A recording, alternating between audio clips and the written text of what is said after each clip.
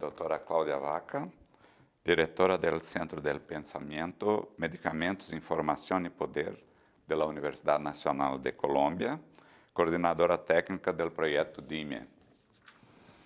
Doutora Cláudia, como está?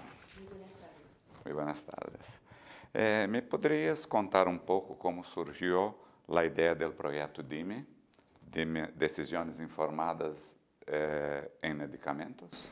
DIME es una iniciativa de los países de la región de las Américas, traduce decisiones informadas de medicamentos de alto impacto financiero. Y surgió a raíz de un trabajo que hicimos en Colombia, en el que se esperaba rápidamente recoger información de América Latina y de otros países de Europa, de Estados Unidos, Australia y otros continentes sobre los precios de ciertos medicamentos que estaban representando un impacto fuerte en el gasto público en Colombia en el año 2010-2011. Además, al gobierno nacional le interesaba mucho saber si esos medicamentos hacían parte de los planes de cobertura o de los cuadros básicos de salud de esos otros países, para decidir si, por un lado, se incorporaban a nuestro cuadro básico o si estábamos pagando precios muy altos o los precios eran, digamos, estaban en el margen de los otros países. Cuando fuimos a mirar esa información rápida, nos dimos cuenta que evidentemente había información en otros países, en especial Europa. Contaban con bases de datos de precios y bases de datos de cobertura que eran de fácil acceso y consulta.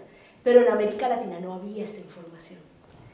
Había insuficiente información estandarizada y en donde había información no era claro a qué precio se refería, no era claro a cómo se llegaba a ese precio, etc. Así que, digamos que se adelantaron las gestiones para las decisiones en Colombia de manera rápida, pero nos quedó la duda de, bueno, ¿y cómo hacemos para construir algo que le sirva a todos los países para que cuando un gobierno quiera tomar una decisión rápida, tenga información para esa decisión, que no tome decisiones a ciegas, sino que tome decisiones informadas?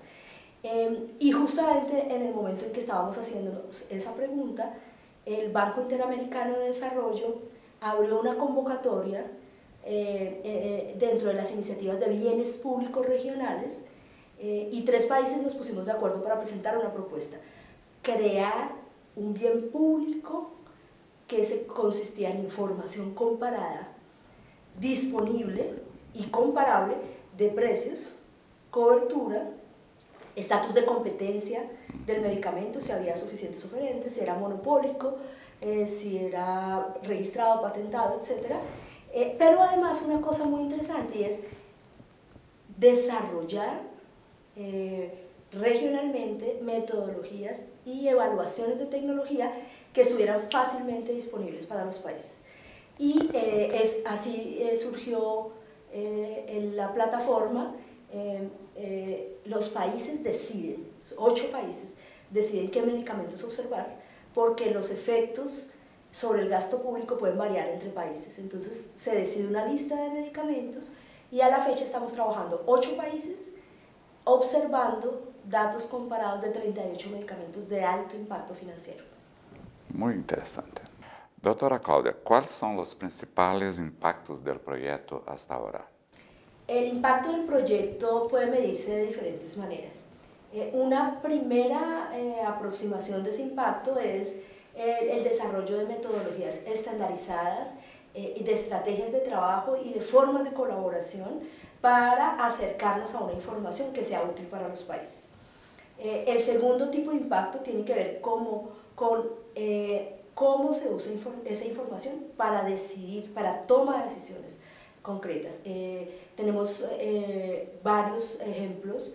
Uno de ellos en Ecuador, el gobierno de Ecuador, el Ministerio de Salud, tomó la decisión de excluir un medicamento de su cuadro básico en la actualización 9ª, decidieron excluirlo a raíz de la evaluación de tecnología regional que sugería que, en este caso, la insulina glargina no era costo efectiva comparada con la insulina regular, y eso le significó a Ecuador cerca de un ahorro de 50% en su gasto en ese medicamento, dineros que fueron reasignados para ampliar la cobertura en otros casos. En el caso de El Salvador, la observación de los precios de los medicamentos para la hepatitis C sugirió una negociación de precios que generó ahorros importantes para el país.